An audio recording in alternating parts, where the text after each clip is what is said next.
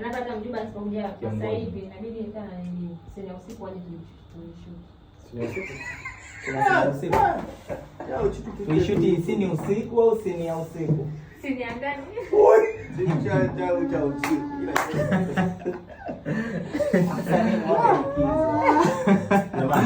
Niambie maana hili neno liishe. Tunaongea sasa hivi lazima. Kwa sure kabisa hili neno liishe. Tutakuja kuongea mambo ambayo hayapo kwa mzazi wetu mziki mwingine.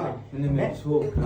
Kwa sababu hii yani kwa vyovyote vile huyu basi tena. Huyu yote pia akiongea lazima achapie. Yani wewe mara ngapi unachapia sasa? Huyu basi tena jamani. Mimi najiuliza kwa ladha changu mpaka kinaota nusu. Kumbe kuna watu wapiga vibaruso.